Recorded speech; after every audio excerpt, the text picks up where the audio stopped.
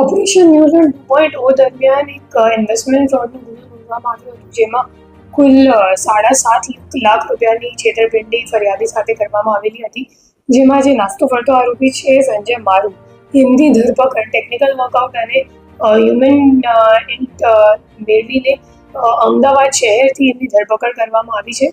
અને જે ખરેખર જે આરોપી છે એમનો જે અકાઉન્ટ છે, જે બેંક અકાઉન્ટ છે, તો એમની સામે કુલ 20 ફરિયાદ NCCRB કમ્પ્લેન્ટમાં નોંધવામાં આખા દેશમાં નોંધવામાં આવી છે. અને આ સિવાય કુલ 5.5 કરોડ જેટલાનું ટ્રાન્ઝેક્શન્સ એમના અકાઉન્ટમાં થયેલું છે. અને જે તમામ ટ્રાન્ઝેક્શન્સ છે એ તમામ ઇન્વેસ્ટમેન્ટ ફ્રોડના નામ પર લોકો સાથે છેતરપિંડી કરીને થયેલ છે.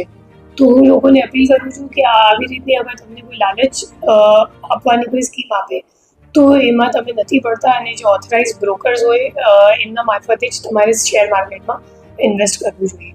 ઇન્વેસ્ટમેન્ટ નામે જ છેતરપિંડી કરવામાં આવી રહી છે. છેલ્લા ઘણા સમયથી આ ફરિયાદ સખત વધી રહી છે. યસ, એ બાબતે હું કુલ આપણે અગર સુરત શહેરનું આપણે જોવા જઈએ તો મેક્સિમમ જે કમ્પ્લેન્ટ્સ છે NCCRBનું, તો એમાં 60% જેટલા કમ્પ્લેન્ટ્સ ઇન્વેસ્ટમેન્ટ ફ્રોડના નામે છે.